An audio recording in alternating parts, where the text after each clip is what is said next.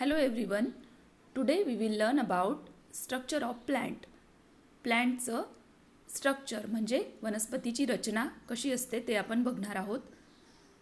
हा व्हिडिओ लक्षपूर्वक ऐका. पुस्तक समोर असू द्या.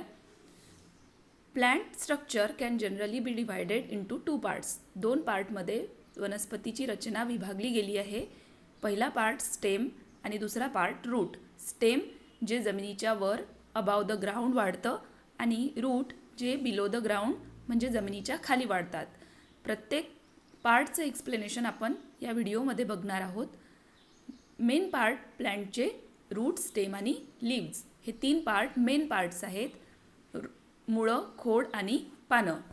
त्यानंतर अजून पुन्हा 2 पार्ट फ्लावर्स अँड फ्रूट्स हे पण वनस्पतीचे पार्ट्स आहेत.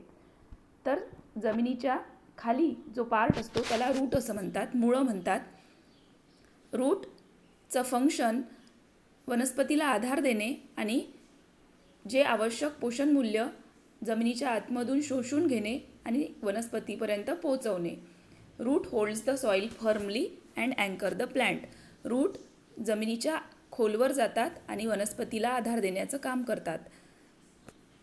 रेडिश अँड कॅरट, गाजर आणि मुळे हे मुळं आहेत आणि ते फूड म्हणजे अन्न साठवून ठेवण्याचं काम करतात. बाजूला तुम्हाला 2 प्रकारच्या मुळांचं चित्र दिलेलं आहे. टॅपरूट जे हिबिस्कस आणि बनियन म्हणजेच जास्वंद आणि वडाच्या झाडाची मुळं टॅपरूट या प्रकारात मोडतात.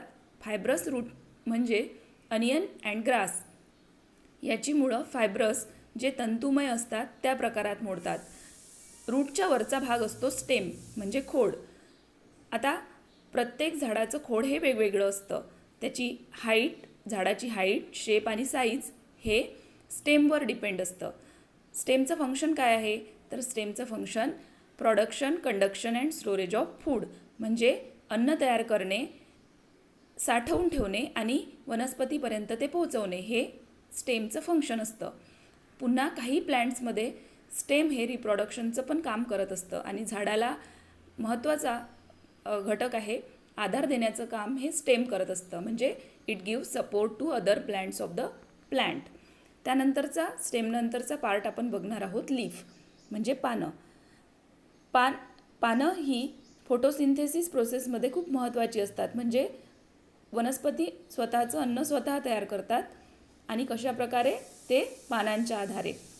द लीफ इज फ्लॅट म्हणजे पानं ही सपाट असतात. खाली तुम्हाला 2 प्रकारच्या लीफचं चित्र दिलेलं आहे, सिम्पल लीफ आणि कंपाऊंड लीफ. हिबिस्कस जास्वंदाचं पान तुम्ही बघितलं असेल आणि त्याच प्रकारे गुलाबाचंही पान तुम्ही बघितलं असेल.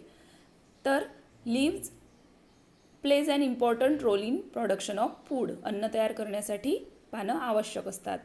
त्यानंतरचा पार्ट येतो फ्लावर्स. हा सगळ्यात अट्रॅक्टिव्ह पार्ट असतो.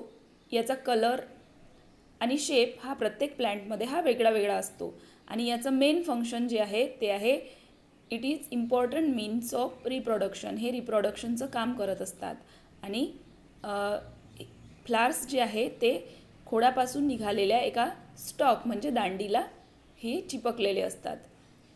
त्यानंतर आहे फ्रूट म्हणजे फळं. Fruits have different shape. We know that आपल्याला माहिती आहे की प्रत्येक झाडाचं फळ, ज्या झाडांना फळं येतात सारखे नसतात तर वेगवेगळे कलर, वेगवेगळ्या चवीचे असतात आणि काही फळांमध्ये एक बी असते तर काही फळांमध्ये अनेक बिया असतात. आणि पुन्हा the pods of beans and peas are actually fruits. जे शेंगा तुम्ही बघता आणि पीज, वाटाणे जे तुम्ही बघता ते काय आहेत, फ्रूट्स आहेत. तर हे सगळे जे पार्ट्स आहेत ते इम्पॉर्टंट पार्ट्स ऑफ प्लॅन्ट आणि ह्या पार्ट्सचं मिळून एक प्लॅन्ट तयार होतं. या व्हिडिओमध्ये सांगितलेल्या गोष्टीचा चांगला अभ्यास करायचा आहे आणि ज्या रायटिंग नोट्स तुम्हाला पाठवलेल्या आहेत त्या चांगल्या अक्षरात लिहून घ्यायच्या आहेत. थँक्यू.